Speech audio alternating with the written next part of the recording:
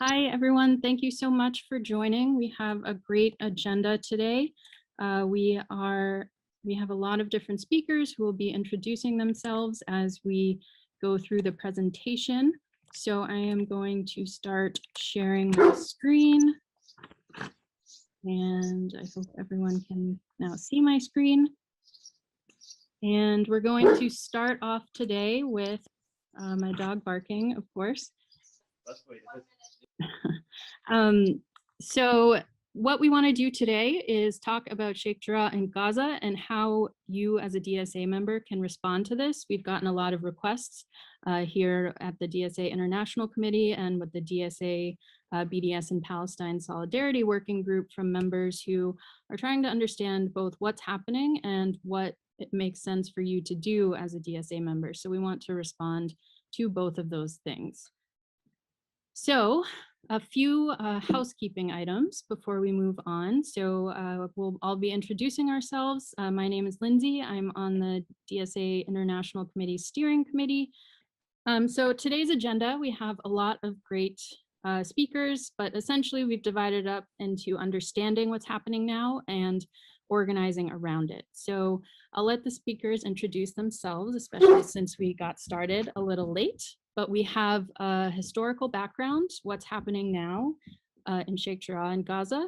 We have someone talking about Black for Palestine and the connections between different liberation struggles. And then we'll be talking about organizing around things like legislative campaigns, practical organizing, creating liaisons in your chapter, forming groups, etc., and how you can know what's happening around this issue. So that said, I'm going to move on to our next section. If anyone has questions, I'll check the chat real quick, but I will hand it over to Asaf, who is, we're very, very glad to have you here and to start providing background. Hey, all. So, can you all hear me well? I can, you're All great. right. My name is Asaf. I use he, him pronouns, and I am a member of DSA and also of Jewish Voice for Peace. Um, and I'm going to give some very, very broad historical background about just about Palestine and about Zionism, very much in general, and a little bit about Sheikh Jarrah and Gaza. I will say I'm not like like an expert, but I was born in Israel, and I will just share some sort of very general background. So I think, and a lot of this you probably all know, but if there are some questions and stuff, um, feel free to like ask in the chat, and I'll try to leave some time at the end of this introduction for questions. Um, so I want to start this with just like a brief history of Zionism. Zionism started in the 19th century as a European Jewish answer to European anti-Semitism. Um, and the idea was that the only way that Jews can be safe is if they have their own independent nation state. And it was the idea was modeled around the European nationalism at the time, and also on the European colonialism at the time, because there wasn't any place in Europe in which Jews were a majority and had a claim for traditional ethnic nationalism, the way that other um, uh, European peoples were at the time pushing for. The idea was we're going to go to Palestine, also known as the land of Israel, to Jews, to which Jews claim a primordial connection. Um, and it was modeled, when I'm saying that it was modeled after colonialism, I mean it was modeled after colonialism quite openly. It was not, it was not, obviously it was not a bad word back then. And they quite openly talked about building colonies in Palestine and creating a sort of like European bulwark in the Middle East. So in order to do that, they started several different paths. One was petitioning the different empires of the time, which, by the way, at the time, Palestine was ruled by the Ottoman Empire for hundreds of years. So it was kind of like an integral part of the Ottoman Empire. Of course, the majority of the population were Palestinian Arabs, so Arabic-speaking local Palestinians who were mostly Muslim, large Christian minority, and a small Jewish minority. There was always a small Jewish presence in Palestine. So the Zionist movement started by petitioning the empires to grant it this sort of like independence colony in Palestine, and at the same time starting to colonize it in different ways.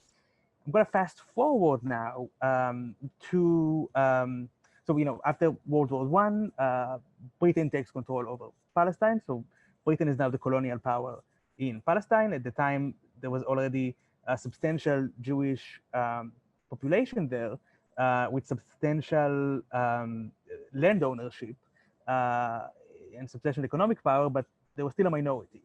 Fast forward to 1948, or 1947, where the United Nations suggests a partition plan, which was, it's often presented as like a 50-50 plan, except that there wasn't a 50-50 population.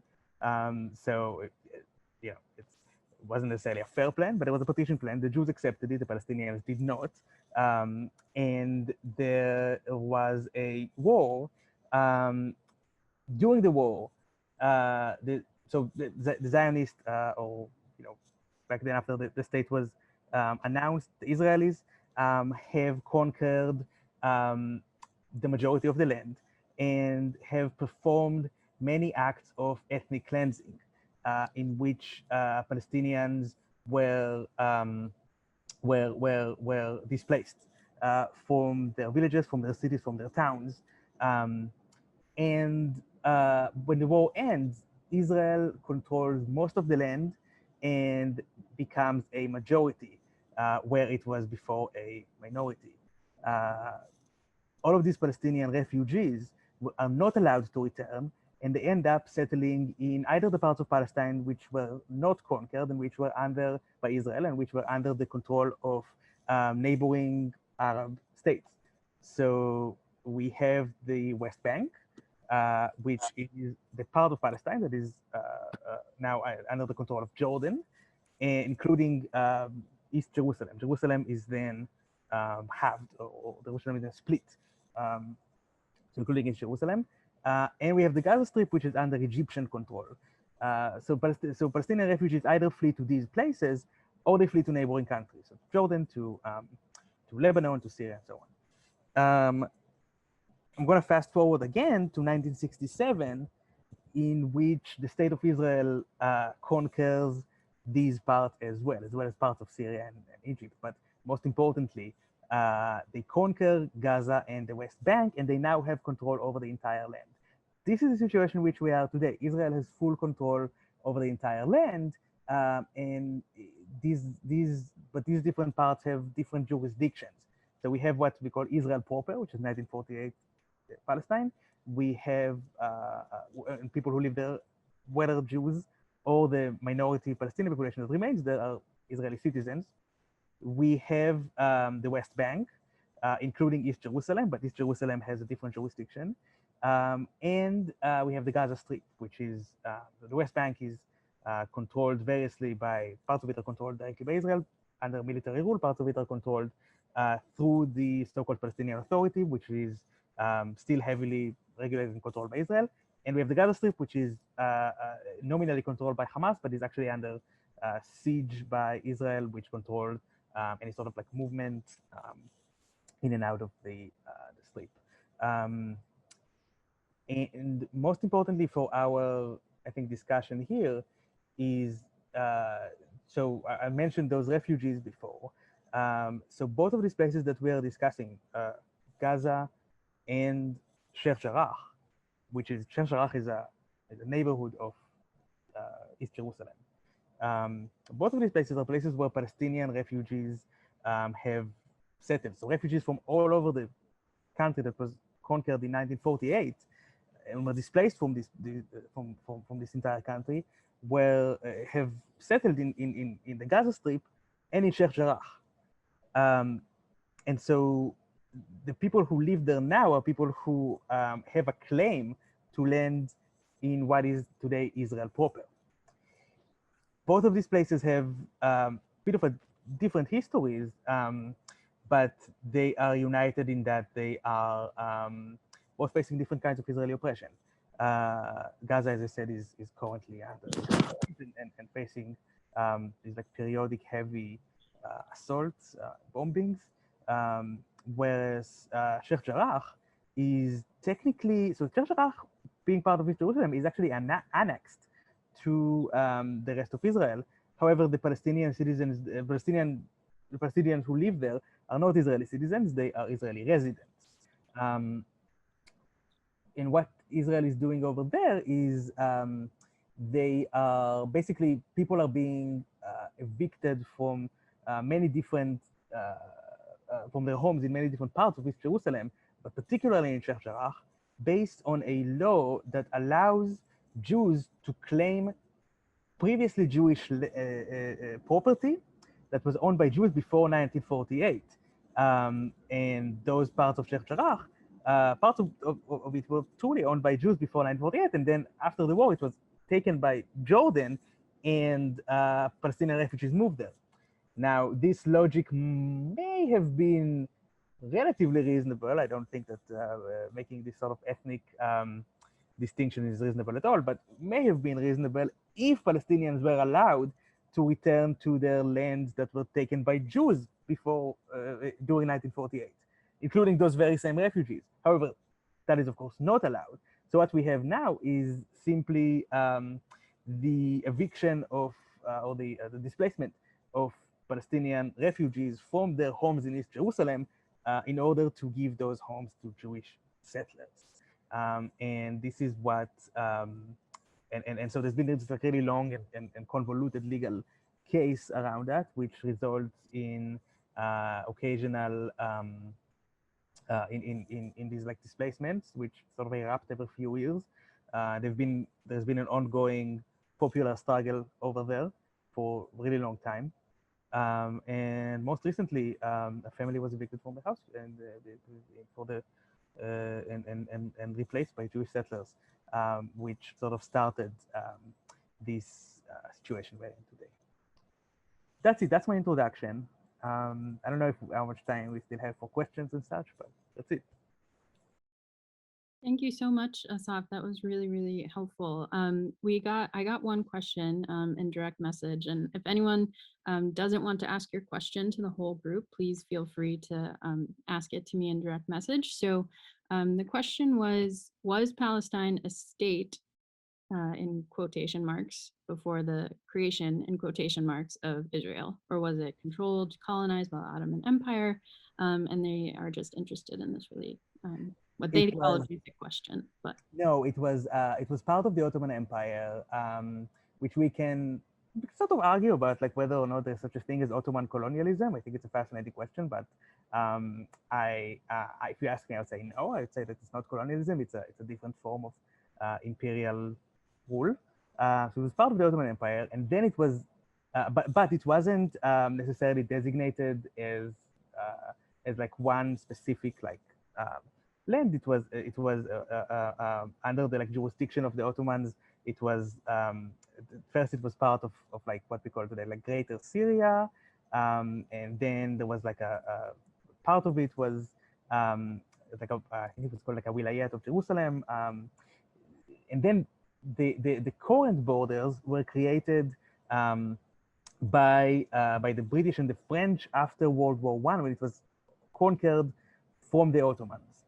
So these like it's like kind of like straight lines that you sort of see are colonial borders created by the British and the French. French took the north of Palestine, they took Lebanon and Syria, and the British took Palestine, creating these borders.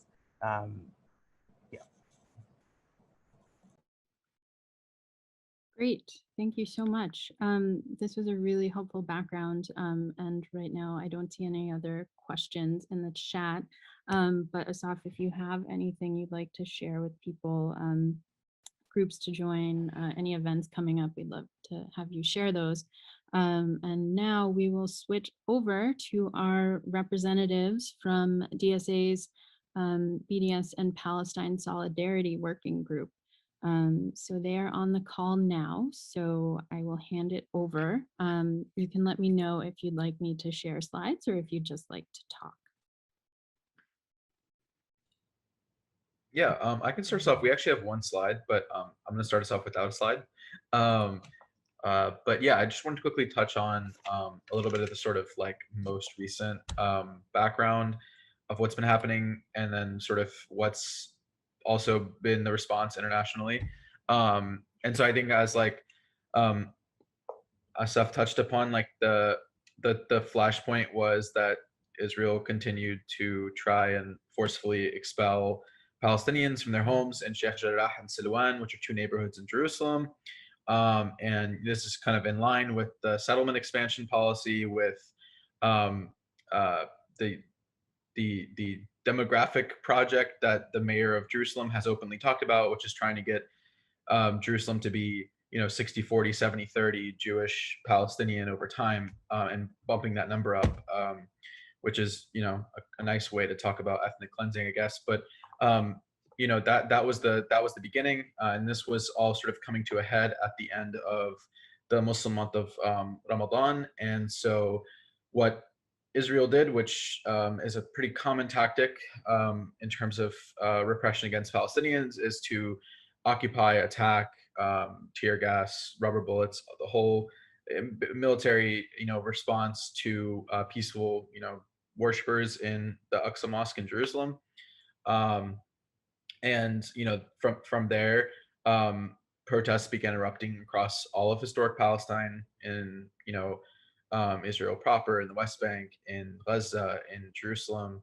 And we've seen over time that has continued to be met by a hyper-militarized Israeli response, where they've attacked Gaza and killed, I think it's 219 people now, and 63 children, 36 women, in the course of a handful of weeks, and that's also thousands of people wounded, and more Palestinians killed across the West Bank and Israel proper, and Jerusalem. So that's a sort of like what's been happening in Palestine. And the U.S. administration, by and large, has refused to sort of say anything. Even Biden went so far as to like not mention Palestinians at all. In his sort of pressers, he was like, "Yeah, we've been talking to the Israelis and we've been talking to other people in the region." Biden is like an explicit Zionist. He's also an explicit like big fan of Israel. He said he would make an Israel if it didn't exist. So it wasn't that there was much to be expected from him. And in fact, they recently, the administration approved a 700 something million arms sale to Israel, and it's these same JDAMs, which are like bunker busting missiles that are being used in Gaza right now. It's those same missiles, and we've had a bunch of Democrats, Republicans, etc., who have been exhaling this as like a great thing, and Israel needs to defend itself, blah blah blah. And the important thing I want to kind of close on is that I think for us in the working group, and just as like DSAers in general, we need to understand that this narrative that is false, and you could see it sort of fall apart a little bit, that in this ceasefire was achieved because of U.S. or Western diplomacy or whatever. Like they didn't do anything. In fact, the U.S. tried to block ceasefire resolutions 3 times. They did block ceasefire resolutions at least 3 times to my last time I checked. Before this one was implemented, and then Israel went and broke the ceasefire. So I think the important part is that any attempt at a ceasefire in Israel feeling pressured to agree to that is because of Palestinian resistance. It's because of what some are now calling the third Intifada or uprising. Although that's sort of still gaining recognition, it's not necessarily been like accepted, but you've seen protests across historic, pre-48 Palestine, in Israel proper, in Gaza, in the West Bank, in Jerusalem, and importantly, all across the world, you've seen labor actions. There was dock workers in Italy who blocked a ship carrying Israeli weapons, or carrying weapons to Israel from resupplying in Naples, I want to say. We've seen similar actions in Oakland, California. We've seen direct mass actions all across the world in protests. So many people here probably also went to some of these protests. Yeah, that's the sort of like the international and Palestinian sort of context of all this happening. And Arpi, I know you wanted to like add in something, so please correct me if I said anything wrong. Oh, that was great. Thank you, Sammy. I'll just introduce myself. I'm Arpi. I am with the DSA Palestine Working Group Steering Committee. I'm a part of New Orleans DSA, and that was a really great overview. I just want to give some context about our group and what our sort of theory of action, I guess, is, or theory of change, and some things that we're working on for anyone that wants to get plugged in. So we are the BDS Palestine Solidarity Working Group, and the BDS part is really important. It's a huge emphasis of ours. For those that don't know, BDS is a nonviolent, I guess, strategy. I'm blanking on what like the terminology is, but like, and it stands for boycott, divestments, and sanctions, and it's inspired by approaches taken in apartheid South Africa and in the Jim Crow South to gain liberation for the Palestinian people. And I think it's really important to also acknowledge when talking about BDS that that it's really hard. Every form of resistance that Palestinians take up is criticized, right? So whether it's this nonviolent form of boycott, divestment, and sanctions, or whether it is firing rockets, like there doesn't seem to be like an appropriate, or protesting peacefully, where we saw a couple of years ago during the Right of Return March, the way in which Palestinians were gunned down. So like no matter what form of resistance they take, they are criticized and face violence. And so I just wanted to throw that out there, but that's a really important tenet of our group. We are also really interested in educating DSA members. So we do external facing work as well, but we think it's really important that our base in DSA has a strong understanding of Palestine and of BDS and of Palestinian solidarity. And so a lot of our work focuses on that. Lindsay, if you wouldn't mind sharing our slide, I'm going to go over some of our actions, the specific things we're working on. Yes, doing that right now. Great. So, and Sammy, feel free to jump in at any point. So the most recent thing that we are planning now, and if anyone is interested, reach out to me or Sammy, but we're going to do a national coordinated day of action across DSA chapters. And we have it, we're just starting to plan this, and the anniversary of the 6-day war. So our hope is to mobilize DSA chapters on and get people on the streets across the country. So that's exciting. And then we've also been working on creating guides for DSA electoral working groups on how to ask questions about Palestine to the candidates that they're endorsing, and to make sure that they have positions on BDS that are pro BDS, that they're not anti. We've seen some candidates get endorsed who've come out explicitly against BDS, and that's something we don't want to have happen in the future. And so we've created these guides for the electoral working groups. We've also created guides for endorsed candidates on how to talk about BDS and answer bad faith questions, because they will face these, as we've seen. And next slide.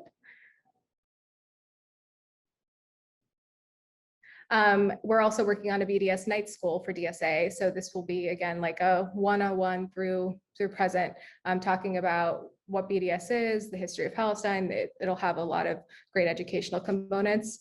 We're working on creating and distributing BDS pledge cards. We have a resource library. So if you're interested in learning, having access to, I'll drop it in the chat here, but if you want to have a reading list created by some DSA members, that's a great place to start. And we're continuing to update that to keep it as up to date as possible. And I'm going to let Sammy talk about these last two because they're his projects, but building out the Palestine Liaison Program and continuing a pipeline from SJP to DSA Palestine. So I'm going to let him give more context about those. Yeah, so I'm going to drop the Palestine Liaisons form in the chat if you're interested. Please fill this out, although just a note that we might not be able to like onboard you in the very near future because of how much is going on in people's capacity.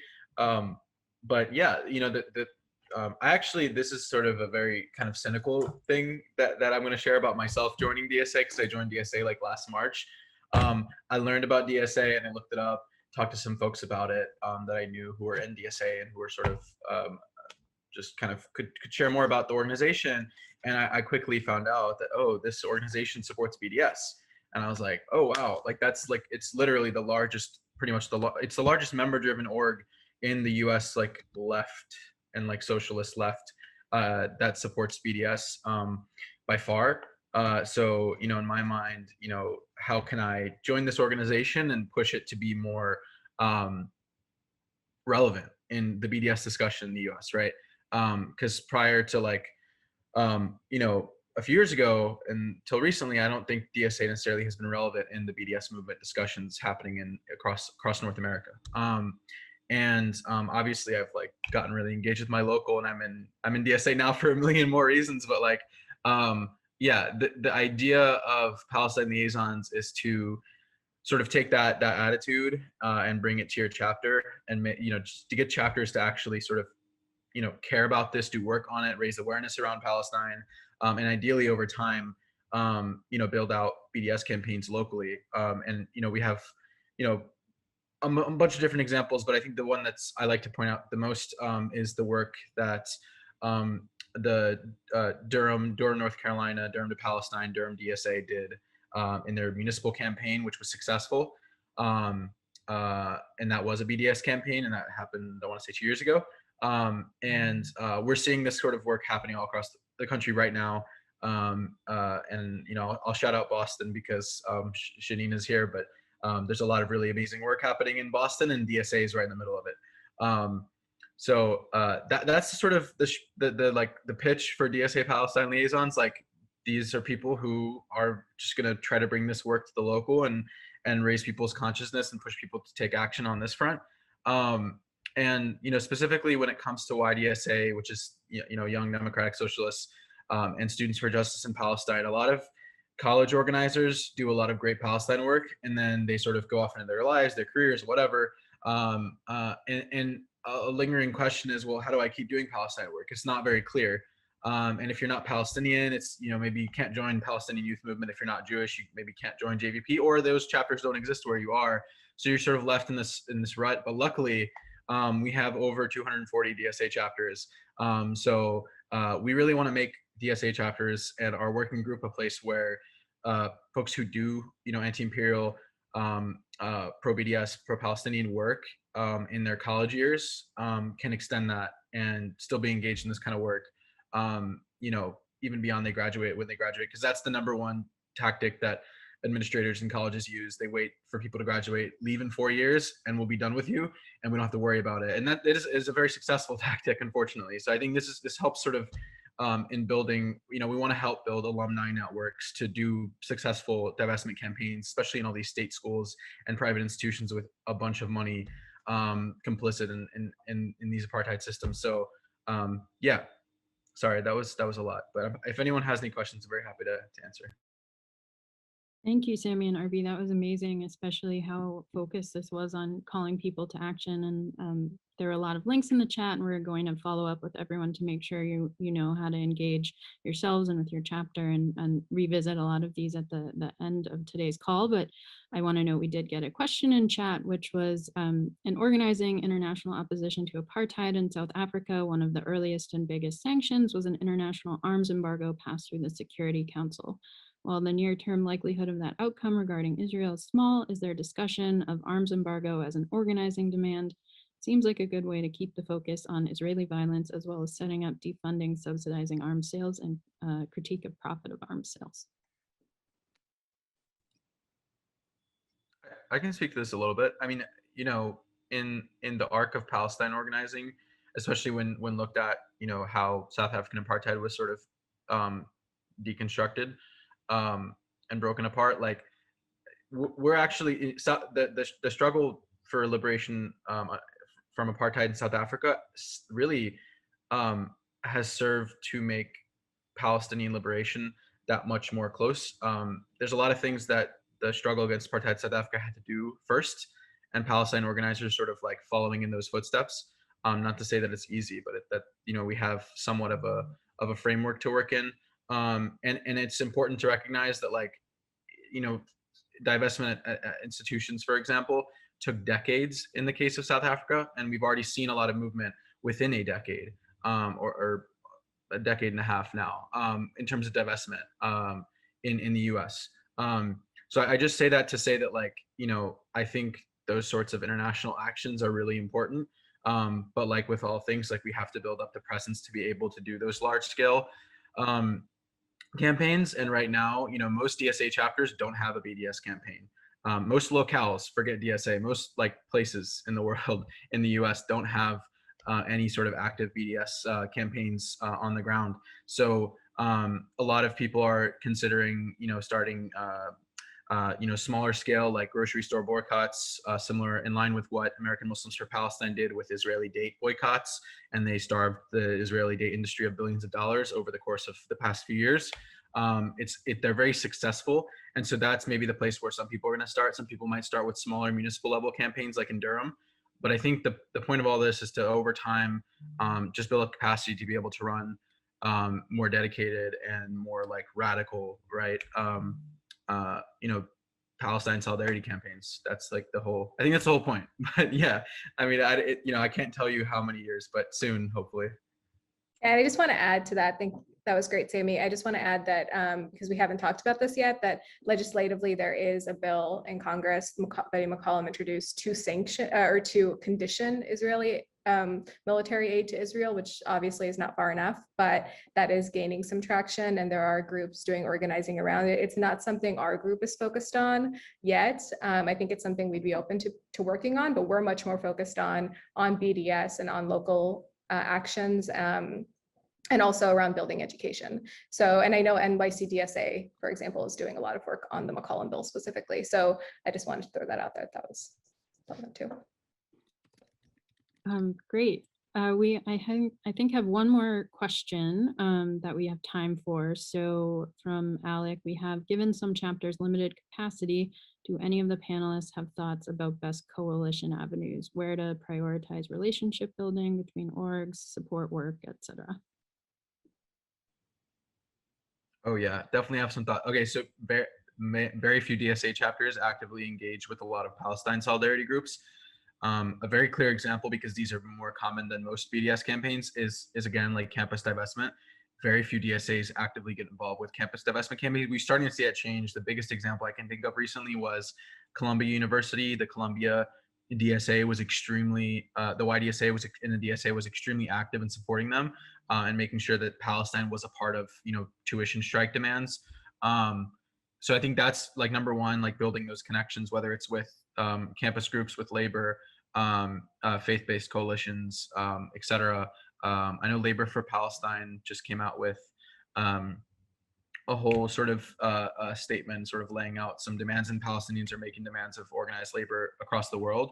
But if you were to look for sort of like what are the radical movements that are trying to build this work long term, definitely Students for Justice in Palestine chapters, definitely Palestinian Youth Movement, and then you have your umbrella of NGO advocacy world, which is more of the Jewish Voice for Peaces. Jewish Voice for Peace groups. You have your, American Muslims for Palestine. You have those sort of that umbrella advocacy, Adala Justice Project, and they are very powerful and doing great work, but they're not necessarily membership based. So, in terms of alignment, most with DSA, SJPs, PYMs, and to a large extent JVPs as well. Right, those are the ones with chapters and dedicated sort of infrastructure, and a lot of the rest serve to sort of buoy the work that those organizations are pushing forward. Yeah, Palestinian Youth Movement. It's a growing organization, a lot of different chapters across the country. And if you're Palestinian interested in forming a PYM, you can just you can go to their website and get in contact with them. They're happy to set up like new chapters all the time. So. Fantastic. this seems like a great place to stop exactly on time. And so we're very excited as well to have another organization represented here, which is Black for Palestine, and to talk about, the connections between liberation struggles there. So I'll hand it over. Hopefully Curry is here. Hi.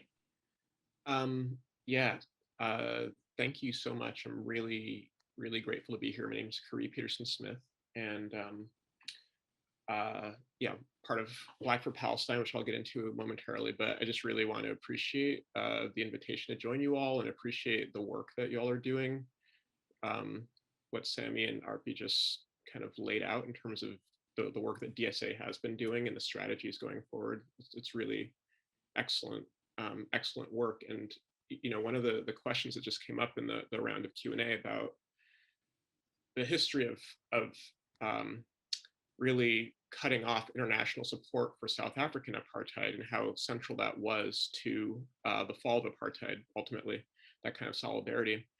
And the question being, in particular around the role of the United Nations in imposing an arms embargo in South Africa. That's extremely important, and that work continues. The Palestine Solidarity Movement is exploring and continues to explore the UN as a site of struggle, and in particular in regard to Israel's relations. And also, I want to just, it can't be said enough that being located in the United States, it's really the US that is the lifeblood to the entire Israeli project. Asaf in the opening presentation made the point that Israel began as a colonizing project that from the very start sought the help of world powers at that point in Europe. And today the United States plays that role. So, it's the US weapons, the US military aid, and the U.S. political and diplomatic support that has been and remains essential for Israeli apartheid and Israeli violence. And so I just want to reiterate, it's already been said, but it can't be said enough. The role that we play in building solidarity here in this place is extremely important. So let me say a word about Black for Palestine, which is basically a network of Black activists who do Palestine solidarity. And the kind of origins of the network lie in 2014, actually, which was a fateful summer. Summer that began with the murder of Eric Garner in New York City, continued with the murder of Mike Brown in Ferguson, the Ferguson uprising, and then the latest Israeli assault on Gaza in 2014, which happened simultaneously as the Ferguson uprising. I'll pause for 1 second and just say, in so many ways, 2021 feels like a repeat. I mean, if 2014 was murder of Eric Garner, Mike Brown, and Ferguson uprising, and then attack on Gaza, 2021 is like Derek Chauvin trial, murder of Dante Wright, murder of Makia Bryant, and then the latest is a round of Israeli, assault on Palestine. So in those that's not a coincidence. It's not like happenstance that these things converge, and which is really kind of the big takeaway from my comments here, is that there is tremendous convergence between the US and Israel, kind of project that is the United States and the project that is Israel, and in particular, the centrality of subjugating the Black population here and subjugating the Palestinian population all around the world, actually, but particularly in Palestine. So the parallel remains. So in 2014, during the Ferguson uprising, there were not one but two statements of solidarity from Palestine to the struggle in Black America, and in addition to a whole bunch of support by Palestinians on social media. And actually, from the start of the Ferguson uprising, Palestinians and Palestinian Americans were present in Ferguson in the streets. So myself and a comrade named Christian Davis Bailey, a Black journalist and activist who'd been working to build solidarity with Palestine, in particular in the Black American population, wanted to craft a statement of Black solidarity with the Palestinian struggle, which we produced in 2015, and that's when the statement was released. So that's the kind of origin of what became our network. And I think for the most part, those of us in the network are folks who are involved in various projects of our own. Some comrades are doing work to focus in particular on Christian Zionism, and kind of Israel has this major strategy of cultivating support among Black churches. So we have comrades who work to disrupt that. We have comrades in organizations like BYP who do Palestine solidarity there, and et cetera, et cetera. But we're a network of comrades who try to do some coordination and learning together. Let me say, with that, I want to speak a little bit more broadly about Black Palestine solidarity, and just name. There are some very specific, kind of straightforward parallels and connections between the Israeli project of oppressing and marginalizing Palestinians and the U.S. project of marginalizing the Black population. The one that is often highlighted is the extensive collaboration between U.S. police departments and Israel. Israel really markets itself as a world center in terms of security, in terms of weapons, in terms of crowd control, in terms of fighting terrorism, and in terms of policing. And so it's not an exaggeration to say that every major police department in the United States has some collaboration with Israel, and many minor police departments here in Boston, where I live. It's not just the Boston police or the Cambridge police, but it is campus police departments. The Tufts University police and the Boston University police train with Israel. The transit police for the transit authority here trains with Israel. So there's all kinds of police departments that do this kind of training, and there's been really important campaigning to disrupt that. But I also so that work is extremely important, and I'll really kind of I'll come back to that at the end of my comments. But I want to make the point that I don't think that those relationships between like U.S. police departments and Israel are the cause of the kind of U.S.-Israel relationship, or even the role that Israel plays in repressing the Black population and vice versa, but rather an expression, like it's a recognition by the people who run the US at every level, at the federal, state, and local level, of the similarity in the US project and the Israeli project. And a recognition, it's like their form of, I don't want to use the word solidarity, but their form of sort of transnational consciousness, like for real, is like they see the connections, they see the importance of working together. And there's any number of ways that reality finds expression. And one really striking one during that 2014 assault on Gaza is actually in southern Israel. There are these towns that people may have heard quite a bit about. The Israeli names are Ashkelon and Sderot, which are close to Gaza, kind of easily accessible for rockets coming from Gaza. And so we hear a lot about these towns. And during the bombing in 2014, like residents of these towns, Israeli Jewish residents, like set up lawn chairs because you could see Gaza from these towns, and they would watch the bombing and applaud, when they saw bombs explode.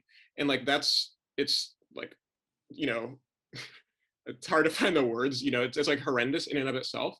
And also like the parallel between kind of that and spectacular anti-Black violence in the history of this country in the form of lynching, like the notion that the violence against Black Americans is not just about violence in itself, but there's a kind of spectator nature of it, is one of just countless parallels that I think really reveal the similarities in these two projects. So I could go on and on, like literally, because the parallels are so extensive. And the last one I'll kind of make is,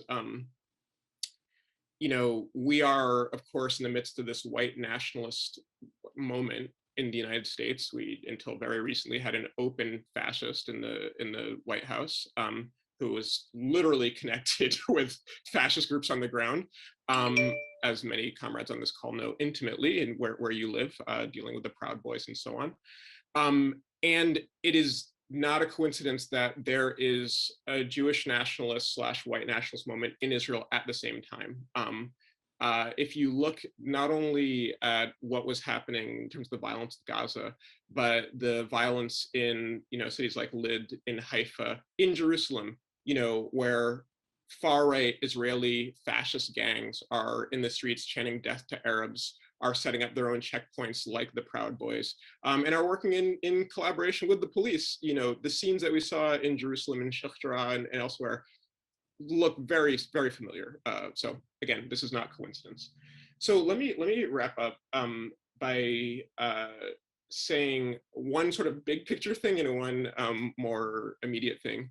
The big picture piece is, what has united Black America, and I'll just note that, the black is a super expansive category, and I'm speaking in particular to kind of Black America, which itself is a super expansive kind of category, but like Black Palestine solidarity exists among Black people all over the place.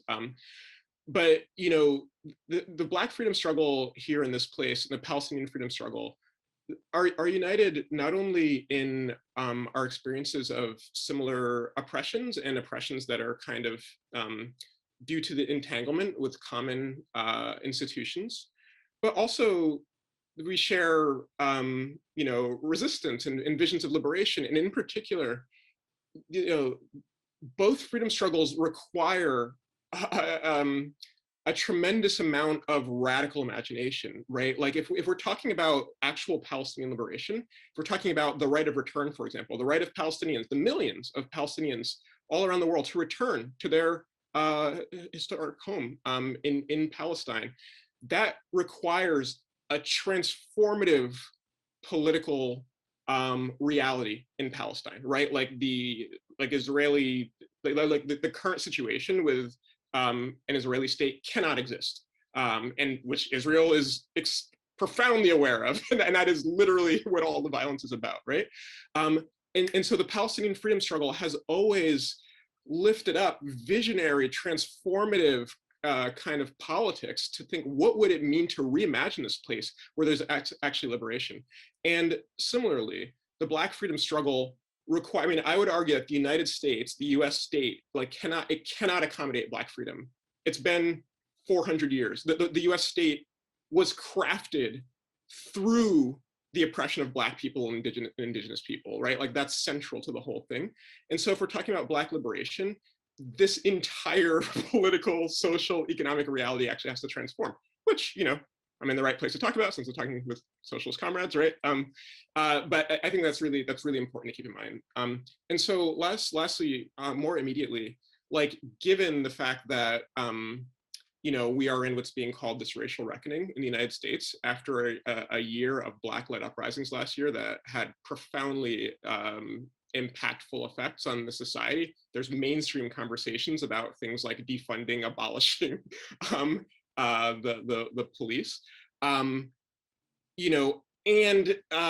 we saw not only last year, everybody saw, the whole world saw what police violence not only looks like in terms of targeting Black people in an everyday kind of way, but police violence as repression against resistance, right? So, and then now the whole world has seen once again what Israeli violence looks like. And I just feel like 2021 has got to be the year where many police departments in this country break ties with Israel, right?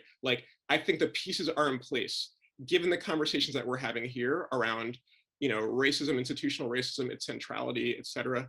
And given a conversation that is different, in my opinion, from all previous ones about this round of Israeli violence, there is an opportunity here. And the question is, to what extent are we in positions to actually make good on that opportunity? So I'll stop there. Thank you very much, comrades. Thank you so much. That was amazing. And judging by the number of plus signs in the chat, everyone really agrees. Those connections were really powerful. I think we have One quick question. I know we want to move on to the next section, but if you maybe have, actually, I think we can move on to the next section because I know you actually have to leave. So thank you everyone for tuning in, and we will move on to the next section on legislative campaigns, but I really want to thank you, Kari, for joining us. This was fantastic. All right, so let's hand it over to Dylan. All right. Thank you all so much. This has been great. I'll introduce myself. My name's Dylan. I use he, him pronouns. I am one of the co-chairs of the Anti-War Subcommittee in the International Committee, and I'm in the New York City chapter, where I also organize locally around anti-war stuff. So Arpi mentioned this earlier in their presentation. I wanted to talk a little more just about the national legislative effort that is currently ongoing around HR 2590. This is, I actually have a slide on this, Lindsay, if you're able to pull that up. Thanks. This is a bill that Representative Betty McCollum introduced back in April. It's also called the Palestinian Children and Families Act. As Arpi mentioned, in New York City, this is something we're working on. And I'm kind of hopeful that this is something we could help coordinate if anyone else wants to work on it at a national level. So this is the latest in a series of bills that McCollum has introduced, conditioning US aid to Israel. Originally, it was the No Way to Treat a Child bill that was just about Israeli military detention of children in the West Bank, which is a nightmarish program that takes in about 700 children a year into courts, military courts, where they don't have any rights. They have to sign documents in Hebrew, language they usually don't speak, often tortured, horrible. Those bills, despite that, very low bar ask, didn't get that much support, talking about the US Congress. But this new bill that was just introduced, it is that, but it also prohibits aid from going towards annexation activities, home demolitions, and home seizures in Israel. So it's more expansive than the bills introduced in the past. I will drop a link to DCIP's resource page on it, where you can learn more specifically about it. It's more expansive, and it's probably the most significant piece of legislation that's been brought before Congress about the US-Israel relationship. I mean, as Arpi mentioned, it is conditioning aid. This bill would not limit aid. It would not change the amount of money that the US is giving to Israel. It would put conditions and put measures in place to condition how that money is spent. So when I say it's the most significant piece of legislation, again, we're talking about the US Congress. The bar is extremely low. We all know this, but it's significant that it's been introduced nonetheless. And it's been introduced with more than 140 endorsing organizations, including DSA's BDS working group, but also many more mainstream organizations than the bills in the past. DCIP, I mentioned, Defense for Children International is kind of, Defense for Children International Palestine. They're kind of the main national organization coordinating the campaign.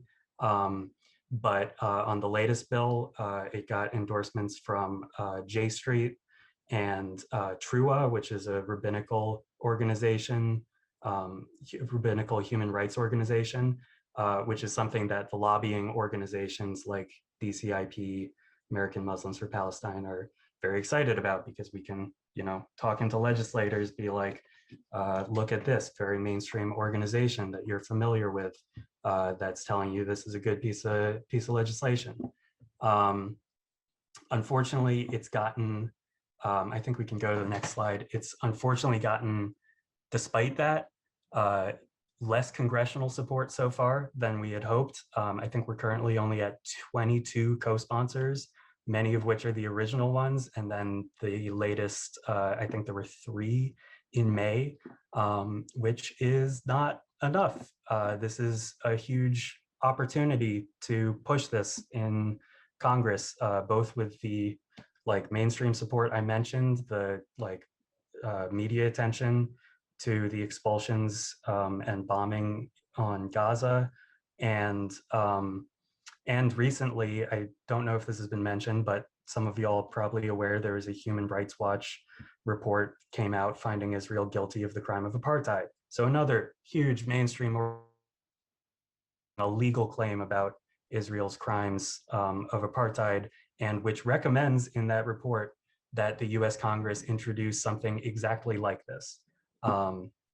So those tools are there and available to us, to anyone who wants to engage in local pressure campaigns to support this bill, push it with their congresspeople. Like I said, that's what we're doing in New York City. It's also something I would love to help coordinate nationally. One of the benefits of being DSA, this big national organization with now more than or nearly 100,000 members. I'm not sure exactly where we're at, but one of the benefits is we can be strategic about where we apply pressure. So like in New York City, I'm currently in touch with Gregory Meeks's office. He's the head of the House Foreign Affairs Committee. We can put, selective pressure on leadership to support this if we coordinate with each other. So if you want to be involved in that and be involved in the coordination, I will drop in the, if I can, the email for the International Committee Steering Committee. You can email that. We're not sure exactly where we're housing it, but we intend to coordinate with the BDS working group and just provide a space for chapters to kind of work with each other and talk to each other on this. There's one other thing I want to mention as far as national coordination, which is that there is now what's called the Palestine Federal Working Group. So it's not a DSA organization. This is an organization of kind of a lot of the lobbying organizations that Sammy mentioned, JVP, American Muslims for Palestine, DCIP. DSA has some people who are a part of it. I know Olivia has been joining from the BDS working group. And they're meeting monthly to coordinate on this. We can help maybe connect people to that. They also have other federal efforts. Sammy mentioned that the $735 million arms sale to Israel did go through. Biden signed it.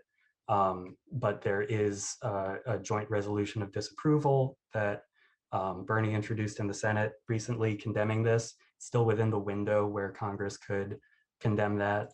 So that's just an action that they're also coordinating. American Muslims for Palestine has a letter campaign on that. And this federal working group has a bunch of other resources that are great for people working on this. I wanted to just share one I thought was particularly interesting. This is a link listing the American companies that have been complicit in Israel's bombing of Gaza. And if you scan it, you might notice that these are some very familiar names, the kinds of companies that we always talk about when we talk about the military industrial complex. I think it's just worth throwing that in there to think about how US support for Israel is tied into the broader systems of US militarism that we are trying to oppose in our anti-war work and in DSA generally. So I think I'll end there if there are any questions. I know we're a little over time, but that is what I have to say. Perfect. Thank you so much, Dylan. It's so great to have you here, both from the International Committee and the NYC DSA Anti-War Working Group, with all your experience working on legislative campaigns. So we'll make sure that everyone here knows more about this bill and how to connect with us if you're interested in working on it. I think there are a few questions in the chat that Dylan can answer there.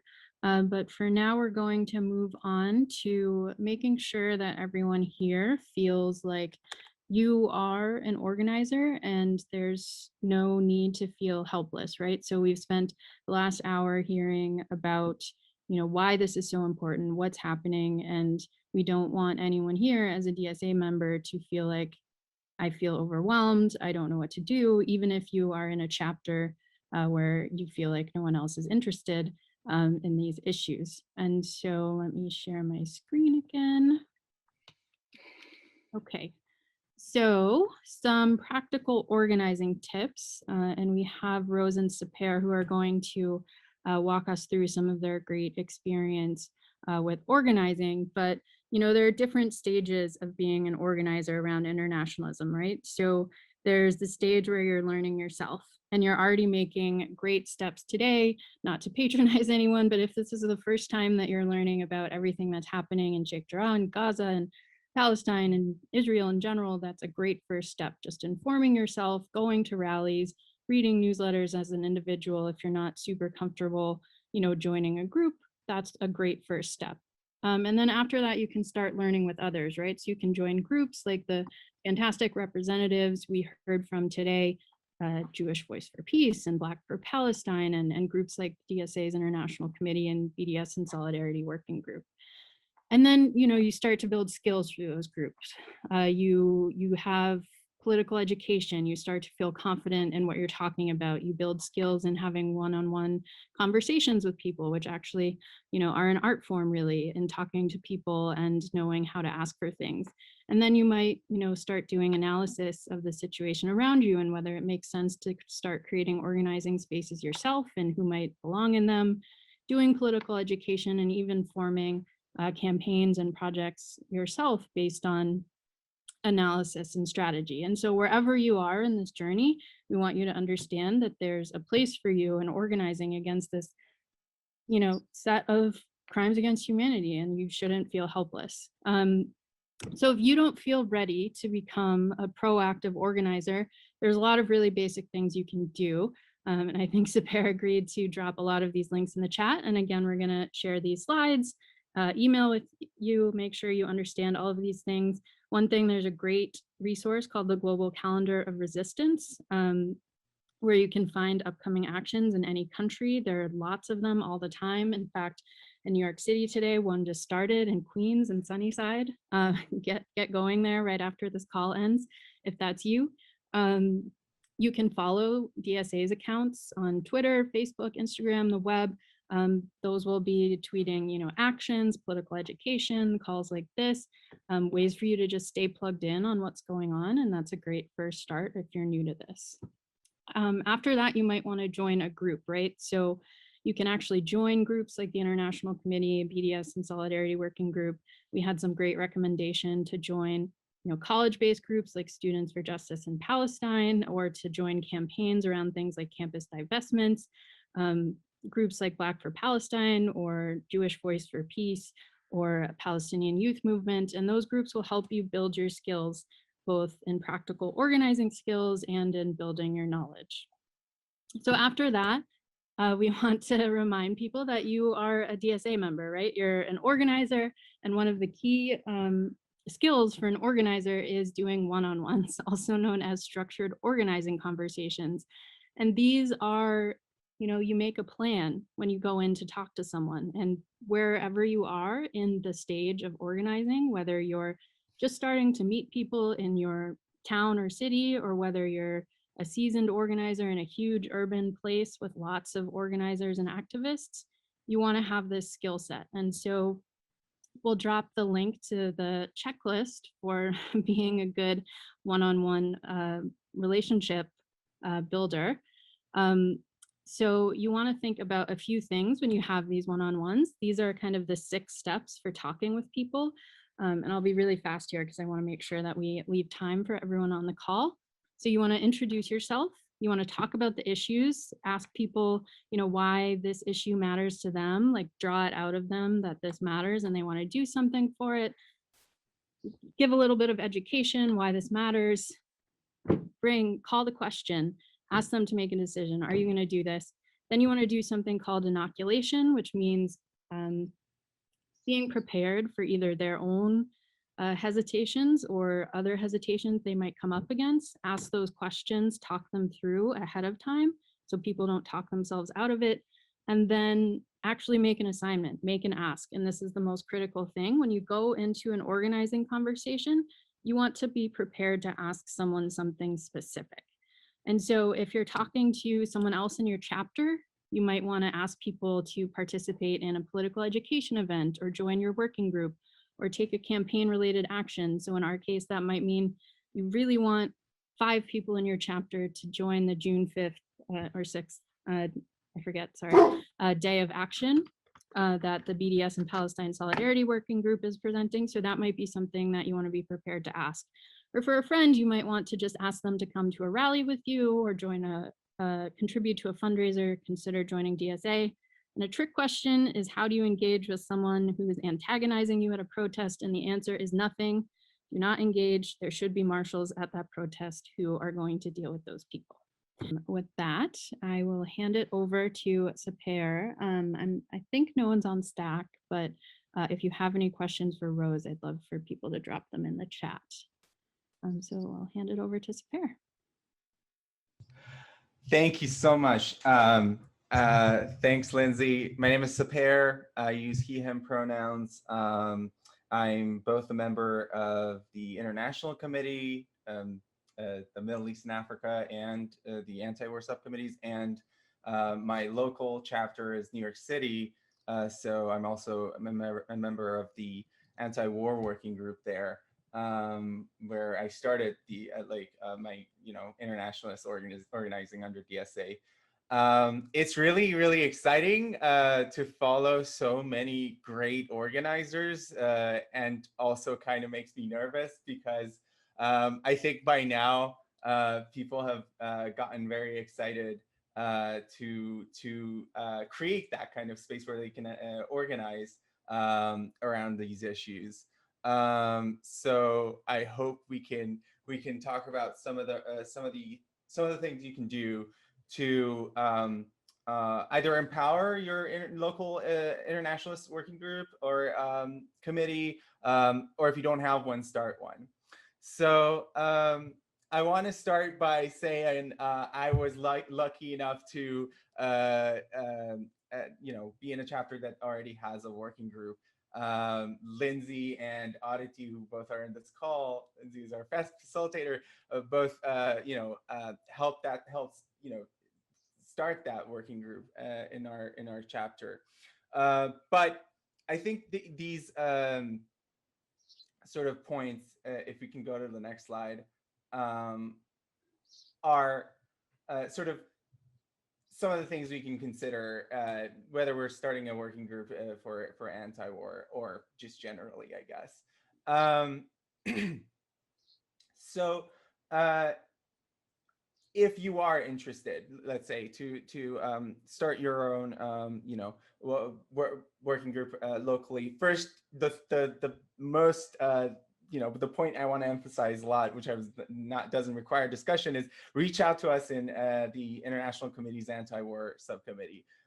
We would love to help y'all, with the material resources that we've used and created so far, so you don't have to start from scratch. And again, like I said, in that subcommittee, there are people like Lindsay and Aditi who have founded the anti-war working group in New York City, and both are very responsible for reforming the current subcommittee in the IC and expanding it. So please reach out to us. We'd be very excited to help you out. Second point is, before starting, I guess, that kind of group, we would we always have to sort of assess the landscape of our whether if it's our chapter, I guess if you're in a university and it's what sort of a group that Rose was talking about, your fellow students, and see sort of what kind of engagement you can create. who's on your side already, who are your targets, and who are your allies in that space. After that, I would say most of your time would go to sort of base building and making the relationships you need to make with other organizers in trying to gauge that interest and sort of create that core a set of people that will help you sort of kick off and start that working group. Mostly those people are going to be basically meeting very frequently in the beginning, and hopefully like making plans for how frequent the meetings are going to be, what the immediate tasks are going to be, creating an sort of a set of interim bylaws or bylaws in lieu of the bylaws that are going to be agreed upon later, so on and so forth. And then it comes to sort of choosing a core group of people who will be the sort of interim organizing committee, which is probably most of the people who are in that core group. I would say yes. So after that, that interim OC, starts off the meetings in the chapter.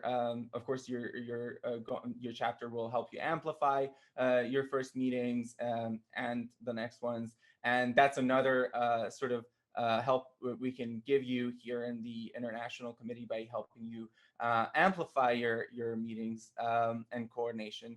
And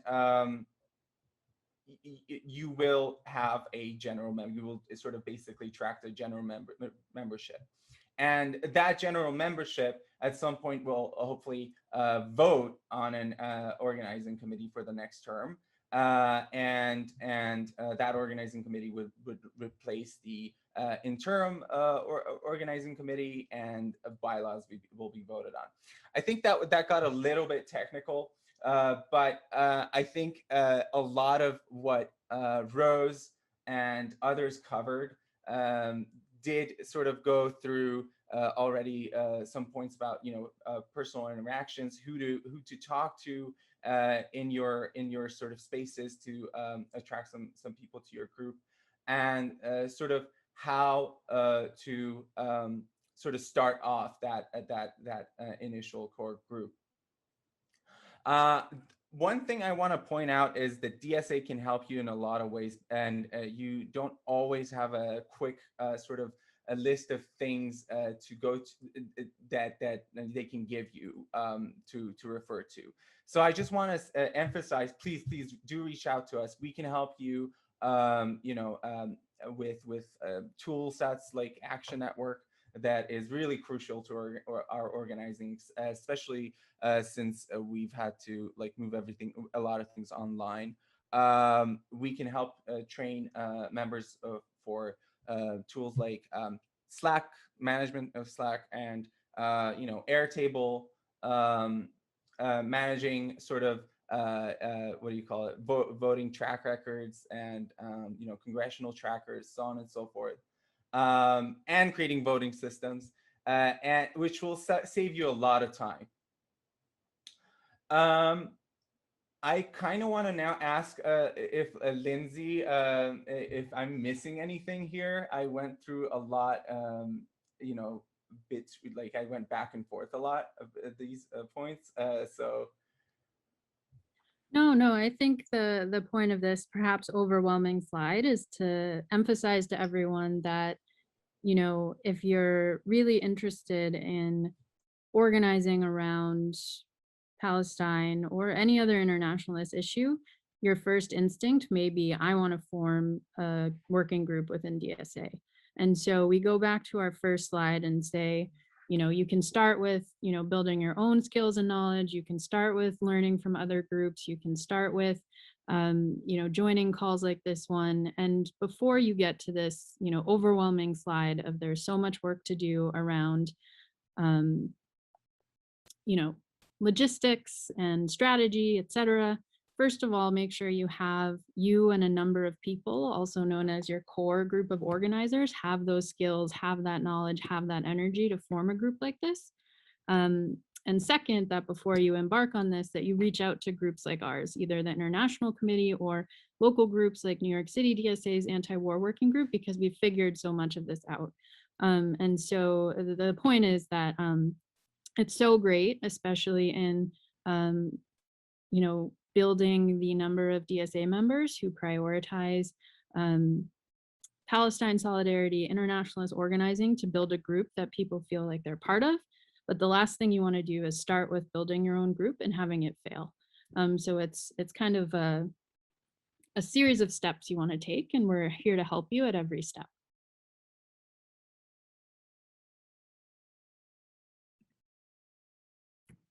And I think the last stage, when you really have this capacity within groups, and Sapir can talk about this because he's worked on so many campaigns so well, is actually taking actions and building campaigns, because the point of a group, right, is not to just exist. So I'll hand it over. I just want to ask how much time we have on this section before. I mean, we're 6 minutes past, but anyone who has to leave can certainly sign off. But I think this has been such a great conversation today, and we're recording it, that I want to make sure that we close things off and are able to get through the last few slides. So I'm sorry about that. Yes, absolutely. I'll try to be quick though. So yes, one of the main, after you built that space, after we create that first sort of core group of people that Lindsay was talking about, of course, the main sort of objective of our working groups are appear in their campaigns. And we love to talk about campaigns in DSA. We have a really, really good sort of teach-in, I guess I would call it, on it, that DSA National gives every once in a while from the Growth and Development Committee, which Lindsay is on also. I would really recommend attending that. But just to set an example of our campaigns, we started the Iran campaign under the New York City working group, anti-war working group, in 2019. And the goal was very specific. It was to ask, sort of demand the presidential candidates at the time, and the Democratic presidential candidates, to sort of change their rhetoric on Iran, and then also promise to get back to the joint comprehensive plan of action, which was the Iran deal. For that, we started, thinking about, well, okay, how do we achieve that? And from that came a very, very particular strategy of that had milestones and points of escalation. So the targets were very clear. So it was the presidential nominees and candidates, and it became that helped the particularness, the specific. I can never. The fact that was very specific, really helped us come up with tactics. What we did, for example, was canvass around their rallies in New York City, and talk to the people attending those rallies about what they think the sort of foreign policy views of the candidate is, and sort of talking to them a little bit about it. And then we would petition them to sign, to sort of ask that and demand that from that candidate to change their rhetoric. So what the emphasis here is, and what I want to emphasize on, is that having a really particular and well thought out campaign really helps keep our work going, alive. Our working groups, that's how they get energized. That's how our members sort of, I feel like, join and stay involved in the organizing. And that's where we are able to actually measure our success or failure, so that we can learn, and we can hopefully make our organizing more successful. I hope that's sort of enough for this part. Yeah, definitely. Thank you so much, Saper. So again, campaigns, actions, if you want to plan them within your own group, make sure that you've gone through the stages of, having a strategy, doing your analysis, building up the skills, energy, etc. of your members. And if you're not at the place where you can build your own actions or campaigns, know what exists for you to plug into, such as what we've talked about today, like the June 5th Day of Action, being a Palestine liaison, working on BDS Night School, HR, oops, I didn't finish, the McCollum Bill. And yeah, just make sure that if you do embark on these campaigns that you have a strategy.